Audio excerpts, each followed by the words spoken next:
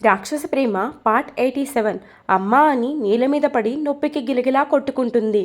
ఎలా అని ప్రణవ్ షాకింగ్గా అడుగుతాడు తన పార్ట్నర్ని. హెల్ప్ చేయమని కాల్ చేసిందిరా అంటాడు ప్రణవ్ పార్ట్నర్. నేను కాల్ చేసింది విరాజ్కిగా అనుకుంది మనసులో వేగ. ఏంటే నీకు మా ప్రణవ్ ఫోన్ ఇచ్చాడు కదా అని ఎవరికి పడితే వాళ్ళకి చేసుకోవడానికి ఉపయోగపడుతుంది అనుకున్నావా? నువ్వు అందులో నుంచి ఎవరికైనా కాల్ చేసినా సరే ఆ ఫోన్స్ మాకే వస్తాయి. అలా సెట్ చేసి ఫోన్ నీకు ఇచ్చాము. దీన్ని గుడ్డిగా నమ్మి మామూలు ఫోన్ ఇచ్చుంటే ఈరోజు మన పని అయిపోయేదే ప్రణవ్ అంటాడు తన పార్ట్నర్.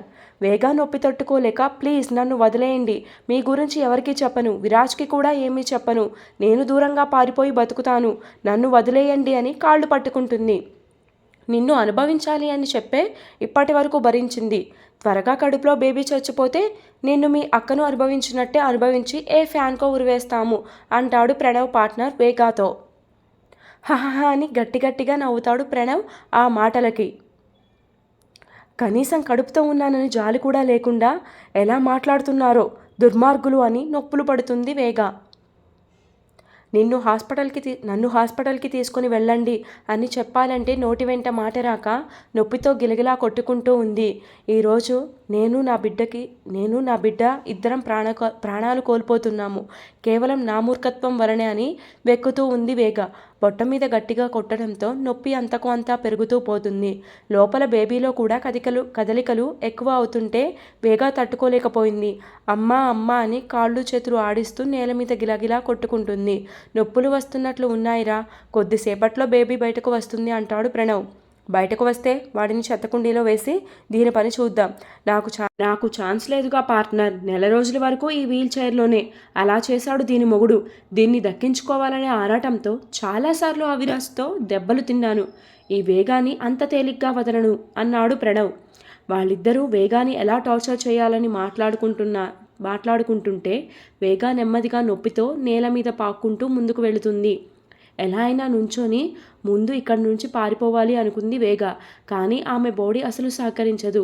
విరాజ్ బేబీ కోసం ఎంతగా తపన పడ్డాడో అన్నీ కళ్ళ ముందు మెదులుతుంటే ఎంత కష్టమైనా అక్కడి నుంచి తప్పించుకోవాలని అతన్ని చేరాలనుకుంది. నెమ్మదిగా లేచి ఒక్కో అడుగు వేస్తుంది. ఇప్పుడు దీన్ని ఏం చేద్దామంటావు? హాస్పిటల్కి తీసుకువెళ్దామా వద్దా అని అడుగుతాడు ప్రణవ్ తన పార్ట్నర్ని. ఎక్కడికి తీసుకువెళ్ళొద్దు, ఇక్కడే ఉంచుదాం. చస్తే చస్తుంది, బతుకుతే బతుకుతుంది, మనకెందుకు? సరే నీ ఇష్టం అంటూ కింద చూస్తాడు ప్రణవ్. రే అది లేదురా, ఎక్కడికి పోయిందో చూడు అంటాడు. హహహ అలా ఉన్న దానికి ధైర్యం తగ్గలేదు రోయ్. ఎలా అయినా తప్పించుకోవాలని కష్టంగా ముందుకు అడుగులు వేస్తుందేమో. 10 అడుగులు వేస్తే మనం 1 అడుగులో దాన్ని పట్టుకుంటామని తేలేయడం లేదేమో దానికి. వేగా అని అరుస్తూ 2 అడుగుల్లో ఆమెను చేరి జుట్టు పట్టుకుని లాగి ప్రణవ్ కాళ్ళ దగ్గర పడేస్తారు పార్ట్నర్. ఇది ఎలా అయినా తప్పించుకోవాలని చూస్తుంది పార్ట్నర్, జాగ్రత్తగా డీల్ చేయి. వేగా చేతులు 2 గుంజకి కట్టేస్తాడు అతను. అమ్మా నొప్పి వదలండి అంటూ చేతులు లాగుతుంది. తాడు బలంగా గీసుకుంటుంటే నొప్పిని భరించలేక విలవిలలాడిపోతుంది వేగ. బాధను చూసి ఇద్దరూ సైకోల్లాగా నవ్వుకుంటారు. వేగా గురించి ఆలోచించి తెల్లవారుజామున నిద్రపోతాడు విరాజ్. వేగా అని ఉలిక్కిపడి ఒక్కసారిగా నిద్రలేస్తాడు. ఆ అరుపుకి సుభాష్ని పరిగెత్తుకుంటూ అతని గదిలోకి వస్తుంది. వేగా అని కలవరిస్తూ ఉంటాడు. వేగాకి ఏదో జరుగుతుంది, నేను ఇప్పుడే వెళ్ళి తనని కాపాడాలి, నువ్వెక్కడున్నా నిన్ను సేఫ్గా తీసుకొచ్చే బాధ్యత నాది అంటూ గట్టిగా అరుస్తుంటాడు విరాజ్. విరాజ్ బాబు ఏమైంది అంటూ కంగారు పడుతుంది సుభాష్ని. వాళ్ళు టార్చర్ చేస్తున్నారు, తను తట్టుకోలేకపోతుంది, నేను ఇప్పుడే వాడి దగ్గరికి వెళ్ళాలి అంటూ కలవరిస్తాడు. బాబు మీకు ఏదో పీడకల వచ్చి ఉంటుంది, మన వేగమ్మకి ఏం కాదు అని ధైర్యం చెప్తుంది సుభాష్ని. లేదు సుభాష్ని, వేగాకి ఏదో జరిగింది, తను కనిపించక 3 రోజులైనా సరే నా మనసు ఎప్పుడు ఇంత అలజడికి గురి అవ్వలేదు.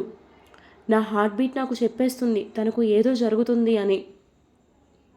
అయ్యో బాబు మీరు ఎక్కడని వెతుకుతారు వేగమ్మని, తన గురించి ఏమీ తెలియదుగా అని బాధపడుతుంది సుభాషిణి కూడా. అవును కదా, వేగా గురించి ఏం తెలియకుండా నేనేం చేయను అంటూ నీరసంగా బెడ్ మీద పడిపోతాడు విరాజ్. విరాజ్ని అలా చూడగానే సుభాష్ని గుండె తరుక్కుపోతుంది. వెంటనే స్టేషన్కి కాల్ చేసి విరాజ్ పరిస్థితి ఏమీ బాగోలేదని డాక్టర్ని తీసుకురండి అని చెబుతుంది. 5 మినిట్స్లో నాయక్ డాక్టర్ని తీసుకొని వస్తాడు. విరాజ్ని చెక్ చేసి ఇంజెక్షన్ ఇస్తాడు డాక్టర్. సార్ బ్రెయిన్ చాలా స్ట్రెస్లో ఉంది. ఆయనలో ఒత్తిడి ఇలానే ఉంటే హెల్త్ ప్రాబ్లమ్స్ ఎక్కువ అయ్యే ఛాన్సెస్ ఉన్నాయి. ఓకే డాక్టర్, మేము చూసుకుంటాం సార్కి ఏం కాకుండా. నాయక్ డాక్టర్ని పంపించి ఏం జరిగిందో సుభాష్ని అడిగి కనుక్కుంటాడు. సాధిక ఫోన్లో పిక్స్ని స్టేటస్లో పెట్టుకొని స్వీట్ తిందామని నీరజ్ దగ్గరకు వెళ్తుంది. ఏవండి స్వీట్ ఏది, ఇటు ఇవ్వండి తింటాను. నీరజ్ గారు నుండి ఏవండికి వచ్చావేంటి అంటాడు నీరజ్. మా అమ్మ మా నాన్నని అలానే పిలుస్తుంది, నేను కూడా మిమ్మల్ని అలానే పిలుస్తాను. అసలే మీరు రెస్పెక్ట్ కావాలి అంటున్నారుగా. చాలే ఎక్కువైంది, పక్కకి పో. నా స్వీట్ నాకు ఇస్తే పోతాను అంది సాధిక. ఏం స్వీట్, ఎప్పుడో డస్ట్బిన్లో వేశాను, చాలా చండాలంగా ఉంది. మనుషులు ఎవరైనా తింటే వాళ్ళని ఎక్కడ హాస్పిటల్కి తీసుకొని వెళ్లాల్సి వస్తుందో అని పడేశాను అన్నాడు నీరజ్. మీరు అబద్ధాలు చెప్తున్నారు. నా స్వీట్ స్మెల్ బాగుంది, నాకు తెలుసు అది బాగుంటుంది అని ఏడుపు మొహం పెడుతుంది సాధిక. ఓయ్, స్వీట్ గురించి ఎవరైనా ఏడుస్తాడా అని అడుగుతాడు నీరజ్. నేను ఏడుస్తా, ఫస్ట్ టైం నేను కష్టపడి చేసింది, మీకు నచ్చకపోతే అలా ఉంచాల్సింది, నేను తింటానుగా, పడేయాల్సిన అవసరం ఏముంది అంటుంది సాధిక. ఏంటి సాధిక ఏడుస్తున్నావంటూ నీరజ్ మామ్ వస్తుంది అక్కడికి. అత్తయ్య, నేను చేసిన స్వీట్ పడేశాడు మీ అబ్బాయి, బాలేదంట. ఓర్ది, ఎందుకురా అమ్మాయిని బాధ పెడతావు అని కసురుకుంది వాళ్ళమ్మ. వాడు నీకు అబద్ధం చెప్పాడు సాధిక, నీరజ్కి బాగా నచ్చింది అనుకుంటా, స్పూన్ని కూడా నాకేశాడు, నేను అంతా చూస్తూనే ఉన్నా అంటుంది సాధికతో వాళ్ళ అత్తయ్య. అంటే నీరజ్ గారు మొత్తం మీరే తిని మళ్ళీ ఓవర్ యాక్షన్ చేస్తున్నారా? అమ్మ అబద్ధం చెప్తుంది అంటూ సైలెంట్గా అక్కడి నుంచి లేస్తుంటే నీరజ్, ఆగండి నీరజ్ గారు అని అతని వెనకే వెళుతుంది సాధిక. డోర్ క్లోజ్ చేస్తుంటే ఆగండి అంటూ లోపలికి వెళ్ళి నడుము మీద 2 చేతులు పెట్టుకొని ఎందుకు అబద్ధం చెప్పారు నాకు అని క్వశ్చన్ వేస్తుంది నీరజ్ని. ఏంటే, నన్నే ఎదిరించే ధైర్యం వచ్చిందా? మార్నింగ్ నుండి చూస్తున్నా, లిమిట్స్ క్రాస్ అవుతున్నావు అంటూ కోపంగా చేతిని నొక్కి పడతాడు. నీరజ్, నేను చేసిన దానికి ఎన్ని సారీలు కావాలి అన్నా చెప్తాను, ప్లీజ్ నన్ను హేట్ చేయకు, నేను తట్టుకోలేను. బాధగా ఉందా నేను అవాయిడ్ చేస్తుంటే? ఇప్పుడు తెలుస్తుందా నా పెయిన్ నీకు? నీ పెయిన్ నువ్వు అనుభవించాలి, ఇప్పుడే కాదు లైఫ్ లాంగ్ మా దగ్గరే ఉండి అనుభవించాలి అని కోపంగా వెళ్ళిపోతాడు నీరజ్. నా లైఫ్ ఇంతేనా అని బాధగా ఏడుస్తుంటుంది సాధిక.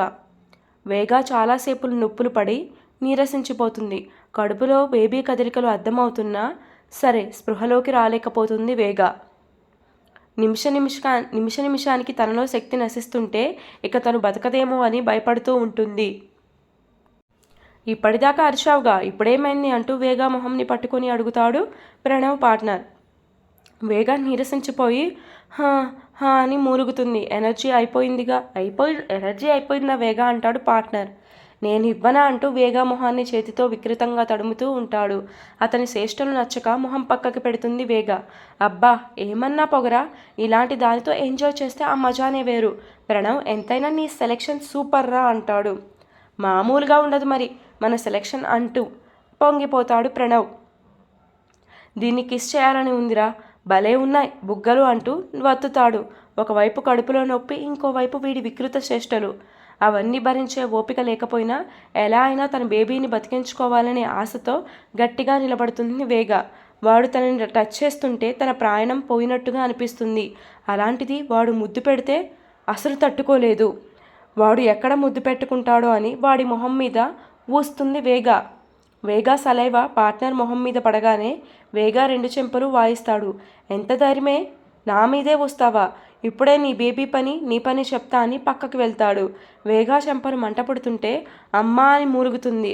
పార్ట్నర్ ఎక్కడికి వెళ్ళాడా అని చూస్తుంటాడు ప్రణవ్. బాక్సింగ్ గ్లౌజెస్ 2 వేసుకొని వేగా ముందుకు వస్తాడు అతను. ఇప్పుడు నేను బాక్సింగ్ చేస్తా అన్నమాట ఈ బంప్ మీద అంటూ ఫాస్ట్గా పొట్ట మీద పంచిస్తాడు. ఇప్పుడు నేను బాక్సింగ్ చేస్తా అన్నమాట ఈ బంప్ మీద అంటూ ఫాస్ట్గా వేగా పొట్ట మీద పంచిస్తాడు పార్ట్నర్.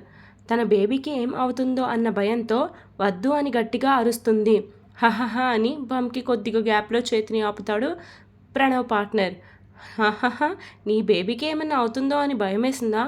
ఊరికే నీ పొగరు అనచడానికి చిన్న జలక్ ఇద్దామని అలా చేశాను, కానీ ఈసారి మాత్రం మిస్ అవ్వనివ్వను అంటూ కోపంగా పంచ్ ఇవ్వబోతుంటే విరాజ్ గాల్లో ఫైరింగ్ చేస్తాడు.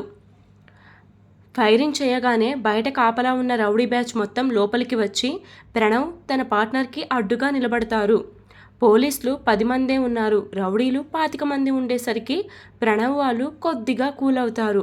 విరాజ్ స్ట్రెంత్ తెలిసి కూడా రిస్క్ చేయడం ఇష్టం లేక తన పార్ట్నర్ని పిలుస్తాడు ప్రణవ్. పార్ట్నర్, ఆ వేగాన్ని వదిలి వచ్చేయ్. దీని మొగుడు సామాన్యుడు కాదు. దానికి ఏమన్నా అయితే మనల్ని చంపేస్తాడు అని చెప్తాడు. వాడేం చేస్తాడు మనల్ని? మన చుట్టూ ఎంతమంది ఉన్నారో చూడు అంటాడు ప్రణవ్ పార్ట్నర్. వాడు ఒక్కడే 10 మందితో సమానం. అయినా ఈ టైంలో ఈ డిస్కషన్ ఎందుకు? ఆ రౌడీలని కొట్టి మన దగ్గరకు వచ్చేలోపు మనం పారిపోతే బెటర్ అని సలహా ఇస్తాడు. ఎందుకు వాడిని అంతలా మోస్తున్నావు? అంత మనగాడా? పార్ట్నర్, ఇది మాట్లాడే టైం కాదు, పారిపోయే టైం. పద వెళ్దాం అంటాడు ప్రణవ్. ఇది నా మొహం మీద ఊసింది. దీన్ని ఈజీగా వదిలేస్తే నా ఈగో హర్ట్ అవుతుంది అంటాడు. ఈగో గురించి ప్రాణాలు తీసుకుంటావా? పిచ్చిగా ఆలోచించకుండా రా అంటాడు ప్రణవ్. వేగాన్ని కోపంగా చూస్తూ అక్కడి నుండి పారిపోవాలి అనుకుంటుంటే విరాజ్ ఫాస్ట్గా వచ్చి వాడి కాలర్ పట్టుకుని వెనక్కి లాగుతాడు. ఎవర్రా నన్ను లాగేది అని వెనక్కి తిరుగుతుంటే ప్రణవ్ పార్ట్నర్, నీ మొగుడునురా అంటూ ఒక్క తన్ను తంతాడు విరాజ్. ప్రణవ్ తన పార్ట్నర్ని చూసి తిట్టుకుంటాడు.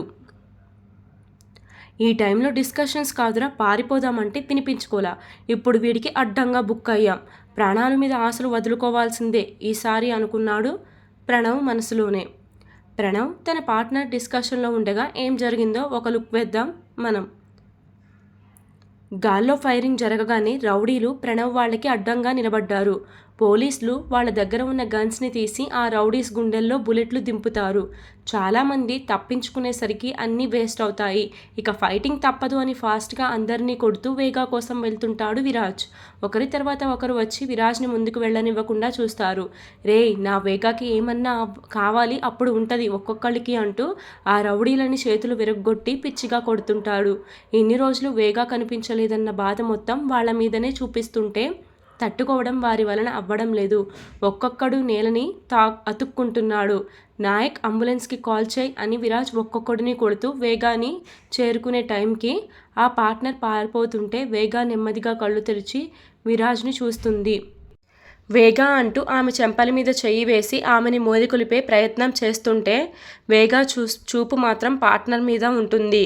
విరాజ్ ఆమెను చూసి ఏడుస్తుంటే వేగా అతన్ని చూసి చిన్న స్మైల్ చేస్తుంది. ఈ ప్రపంచంలో నన్ను కాపాడేది నువ్వే అన్నట్టు చూసి పారిపోతున్న ప్రణవ్ పార్ట్నర్ని చూసి సైగ చేస్తుంది విరాజ్కి. వేగా సైగలు అర్థం చేసుకున్న విరాజ్ వెంటనే వాడిని చూసి స్టార్టింగ్ ఎంటర్ అవ్వగానే జరిగిన సీన్ కళ్ళ ముందు మెదులుతుంది. నేను రావడం లేట్ అయితే నా వేగాని బేబీని ఏదో ఒకటి చేసేవాడివి కదరా అని ఒక్క తన్ను తంతాడు. నాయక్ వెళ్ళి వేగా కట్లు విప్పుతాడు. వి అని కలవరిస్తుంది వేగా. సార్, మేడం మిమ్మల్ని పిలుస్తుంది అంటాడు నాయక్. వీడిని అసలు వదలకూడదు అంటూ కాలర్ పట్టుకొని గుంజుతుంటే వాడు విరాజ్ నుండి పారిపోవడానికి ట్రై చేస్తున్నాడు. వేగా వైపు చూస్తున్న టైంలో విరాజ్ని నెట్టి వెళుతుంటే విరాజ్ వాడిని వదలకు అని వేగా మాటలు పెద్దగా వినిపిస్తాయి. వేగా వాడి మీద కోపంగా ఉందని అర్థం చేసుకుని అతన్ని పట్టుకోవడానికి తన వెనకనే వెళతాడు విరాజ్. పోలీసులు రౌడీలు కొట్టుకుంటూ వీల్ చైర్లో ఉన్న ప్రణవ్ని మాత్రం పట్టించుకోరు. ప్రణవ్ నెమ్మదిగా చైర్లో పాక్కుంటూ బయటకు వెళ్తాడు. ఎలా అయినా అక్కడి నుండి పారిపోవాలి అని చూస్తూనే తన పార్ట్నర్ గురించి ఆలోచిస్తాడు. వాడు దొరికితే మా సామ్రాజ్యం అంతా కుప్పకూలినట్టే. ఎలా అయినా ఆ విరాజ్ నుండి నా పార్ట్నర్ని కాపాడాలి అని చూస్తుంటే రౌడీలు ఫ్యాక్టరీ వైపు వస్తూ కనిపిస్తారు. వీళ్ళు కరెక్ట్ టైంకి వచ్చారు అనుకుంటూ ప్రణవ్ వాళ్ళకి కాల్ చేస్తాడు సైట్కి రమ్మని. ఆ రౌడీలు ప్రణవ్ దగ్గరకు వెళ్ళి చెప్పండి బాస్ అంటాడు. లోపల నా పార్ట్నర్ పోలీసుల దగ్గర ఇరుక్కున్నాడు. పోలీసులు అని కూడా చూడకండి, ఎన్ని ప్రాణాలు పోయినా పర్లేదు, వాడు మాత్రం బయటకు రావాలి అని స్ట్రిక్ట్గా చెప్తాడు ప్రణవ్. ఎస్ సార్ అని ఆ 10 మంది కూడా చాలా కోపంగా లోపలికి వెళ్తారు. వాళ్ళు ఎంత ట్రై చేసినా విరాజ్ నుండి తప్పించుకోలేకపోయాడు. ఈ బాక్సింగ్ గ్లౌజెస్తోనే కదా నా బేబీని కిక్ చేయాలని చూసావు కదా, ఇప్పుడు చెప్తాను నీ పని అంటూ విరాజ్ వాటిని వేసుకొని వాడి పొట్టలో పంచెస్ ఇస్తుంటాడు. మధ్య మధ్యలో మొహం మీద కూడా కొట్టడంతో మొహం మొత్తం వాచిపోయి బ్లడ్ బయటకు వస్తూ ఉంటుంది ప్రణవ్ పార్ట్నర్కి. కడుపులో బేబీ తనని ఇబ్బంది పెడుతున్నా వేగా మాత్రం నవ్వుతుంది వాడిని కొడుతుండడం చూసి. ఏమన్నారు? నా వేగాన్ని అనుభవిస్తారా? నా వేగానే కాదు, జీవితంలో ఎవరిని అనుభవించకుండా చేస్తా అని వాడి 2 కాళ్ళ మధ్యలో తన్నబోతుంటే 10 మంది రౌడీలు ఒకేసారి వచ్చి విరాజ్ మీద పడిపోతారు. ఒక్కసారిగా గుంపు మొత్తం వచ్చేసరికి విరాజ్కి వాళ్ళని ఎదుర్కోవాలి అంటే చాలా కష్టంగా అనిపిస్తుంది. విరాజ్తో వచ్చిన పోలీసుల దగ్గర కూడా శక్తి మొత్తం అయిపోతుంది. రౌడీలకి వాళ్ళకి మధ్య జరిగిన పోరులో వాళ్ళు కూడా చాలా దెబ్బలు తింటారు. విరాజ్ని సేవ్ చేద్దాం అనుకుంటే అందరూ అడ్డుగా వస్తుంటారు. ఇదే మంచు టైం అని ఆ పార్ట్నర్ నెమ్మదిగా లేచి వెళ్ళిపోతుంటే విరాజ్ వాడిని ఎలా అయినా పట్టుకోవాలి అనే కసితో ఒక్కసారిగా తన బాడీని విదిలిస్తాడు. విరాజ్ని పట్టుకొని ఉన్న అందరూ షేక్ అయ్యి కింద పడతారు. వాడిని పట్టుకుందామని చూస్తే ఒక్కో రౌడీ విరాజ్కి అడ్డంగా రావడంతో వాడు నెమ్మదిగా బయటకు వెళతాడు. అప్పటికే ప్రణవ్ కారులో కూర్చొని తన పార్ట్నర్ కోసం ఎదురు చూస్తాడు. అతను బయటకు రావడం గమనించిన ప్రణవ్ డ్రైవర్తో కార్ని అటువైపుగా తిప్పు అని చెప్తాడు. ప్రణవ్ డ్రైవర్తో వచ్చేసరికి పార్ట్నర్ కారు ఎక్కుతాడు. అప్పుడే విరాజ్ వాళ్ళందరినీ కొట్టి వాడి కోసం వస్తుంటే కారు ఎక్కబోతాడు. వెంటనే వాడిని ఆపాలని షూట్ చేయబోతుంటే సార్ మేడం గారికి సీరియస్గా ఉంది అని నాయక్ పెద్దగా అరుస్తాడు. వేగా అంటూ విరాజ్ ఫాస్ట్గా లోపలికి వెళ్తాడు. విరాజ్ నుండి తప్పించుకొని ప్రణవ్ అతని పార్ట్నర్ అరచేతిలో ప్రాణాలు నిలుపుకొని అక్కడి నుండి పారిపోతారు. సార్ మేడం కళ్ళు తెరవడం లేదు, పల్స్ కూడా లోగా ఉన్నాయి అని చెప్తాడు నాయక్ విరాజ్కి. అంబులెన్స్కి కాల్ చేయమన్నానుగా అని అడుగుతాడు విరాజ్. సార్ 5 మినిట్స్లో వస్తుంది సార్ అని మళ్ళీ కాల్ చేస్తాడు నాయక్. వేగా కళ్ళు తెరువు అంటూ చిన్నగా ఆమె బుగ్గల మీద తడుతూ బుగ్గల మీద వేళ్ల అచ్చులు చూస్తాడు విరాజ్. వేగా బుగ్గ కంది ఉండటం చూడగానే విరాజ్కి బీపీ అమాంతం పెరుగుతుంది. ఒక్క 2 మినిట్స్ లేట్గా పిలిస్తే బాగుండేది నాయక్ నువ్వు. వేగా మేడంని చూడగానే భయం వేసింది సార్. వేగా ప్లీజ్ కళ్ళు తెరువు, నీకేం కాదు నేను వచ్చాను అంటాడు విరాజ్. నీకు బేబీకి ఏం కాదు అంటూ ఆమెని చిన్నగా లేపుతాడు. నాయక్ అంబులెన్స్ లేట్ అవుతుందేమో, మనం జీప్లో వెళ్దాం పద అంటాడు. ఈ టైంలో రిస్క్ తీసుకోవడం మంచిది కాదేమో సార్ అంటాడు నాయక్ విరాజ్తో. ఇప్పటి వరకు కోల్పోయింది చాలు, నాకు చాలా భయంగా ఉంది, పల్స్ కూడా లోగా ఉన్నాయి, చూసావు కదా. నాయక్ వెళ్దాం రా. వేగాని లిఫ్ట్ చేసుకొని బయటకు వెళ్ళగానే అంబులెన్స్ కనిపిస్తుంది. వేగాతో పాటు నేను హాస్పిటల్కి వెళ్తాను, నువ్వు మన కానిస్టేబుల్స్ని ట్రీట్ చేయించి రౌడీలందరినీ జైల్లో పడేయండి అంటాడు విరాజ్. నాయక్ ముందే చెప్పడంతో అంబులెన్స్లో డాక్టర్ కూడా వస్తుంది. డాక్టర్ నా వైఫ్ కళ్ళు తెరవడం లేదు, ఒకసారి చూడండి అంటాడు. హా మిస్టర్ నేను చూస్తాను, ముందు మీరు స్ట్రక్చర్ మీద పడుకోబెట్టండి. డ్రైవ్ చేస్తుంటే డాక్టర్ ట్రీట్మెంట్ స్టార్ట్ చేస్తుంది వేగాకి.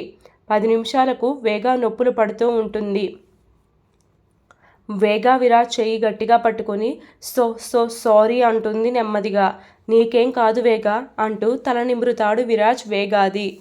హాస్పిటల్ రాగానే ఐసీయూలోకి తీసుకుని వెళ్తారు వేగాని డాక్టర్స్.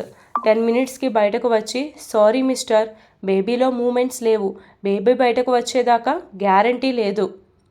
మేడం ప్రాణాలకి కూడా ప్రమాదం ఉంది, మీరు సైన్ చేస్తే ట్రీట్మెంట్ స్టార్ట్ చేస్తా అని పేపర్స్ విరాజ్ ముందు పెడతారు వాళ్ళు. ఈరోజు ఎపిసోడ్ ఇంతటితో కంప్లీట్ అయిపోయిందండి. నో కామెంట్స్ ఇక్కడ. For more updates do follow me, story continuous. మీరు ఎప్పటిగానో ఎదురు చూస్తున్న ఎపిసోడ్ అయితే రానే వచ్చేసింది.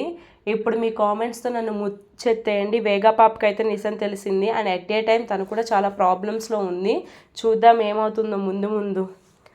Please do comment, subscribe, share, like.